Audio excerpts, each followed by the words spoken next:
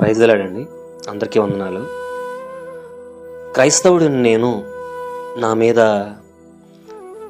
స్వార్థ భారం ఉంది. దేవుడు నాకు పని అప్పచెప్పాడు, నేను చెయ్యాలి అని మీలో ఏమన్నా కదలిక ఉంటే ఒక్కసారి ఈ వీడియో చూడండి. అసలు ఈ వీడియో చూస్తుంటే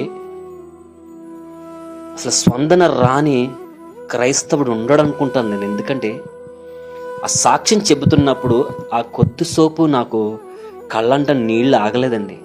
ఆయన కాళ్ళు, ఆయన చేతులు ఒకసారి చూడండి ఎలా శివరంగా అయిపోతున్నాయో.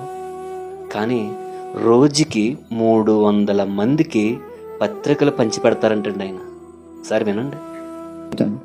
మీరు సర్వలోకానికి వెళ్ళి సర్వ సృష్టికి సువార్తను ప్రకటించుడి. నమ్మే బాప్తిస్మం పొందినవాడు రక్షింపబడును, నమ్మని వానికి శిక్ష విధింపబడి మాట్లాడుతూ వచ్చాను. దేవుడు మాట్లాడుతూ వచ్చినాక మొట్టమొదటి రాయచోటి నుంచి అమలాపురం, రాజమండ్రి నుంచి రాజమండ్రికి వచ్చాను. మళ్ళీ ఒకసారి సువార్త చూస్తున్నాను. ఇక్కడ చూసిన వాటి నుంచి మళ్ళీ రాయచోటి కడప నుంచి రాయచోటి విన పత్రికలు అయిపోయినాయి. ఇప్పుడు పత్రికలు తీసుకొని మళ్ళీ బయట డబ్బు పెట్టి కొనుక్కోవాలి. మేము ఊరికే ఏమో చేసామండి. సరే అని చెప్పి మళ్ళీ అమౌంట్ పెట్టి తీసుకోవాలి. పోయి మళ్ళీ నా దగ్గర పెద్ద బ్యాగ్ ఉండేది, గుడ్డల బ్యాగు. దాంట్లో 500 పత్రికలు పెట్టుకున్నాను. 500 పత్రికలు పెట్టుకొని మొట్టమొదట మా ఇంటికాడి నుంచే స్టార్ట్ చేసినాను. అయ్యా, యేసు ప్రభు నా పాపాలు క్షమించినాడు, రక్తంతో తన రక్తం నా పాపాలు క్షమించినాడు, నన్ను నరకం నుండి తప్పించినాడు, మోక్షరాజ్యం ఇచ్చినాడు. యేసు ప్రభు పాపాలు క్షమిస్తాడు, నరకం తప్పిస్తాడు.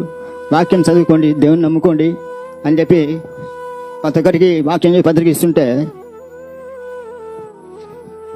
అక్కడ మా ఇంటికి దగ్గర ఉండే వాళ్ళందరికీ, దావింటి పోయే వాళ్ళందరికీ ఇస్తున్నా. అక్కడనే ఒక 50 పత్రికలు ఇచ్చాను. వాటి నుంచి మళ్ళీ రోడ్డు మీద వచ్చాను. రోడ్డు మీద నుంచి పత్రికలు ఇచ్చుకుంటూ వస్తూ ఉన్నాను.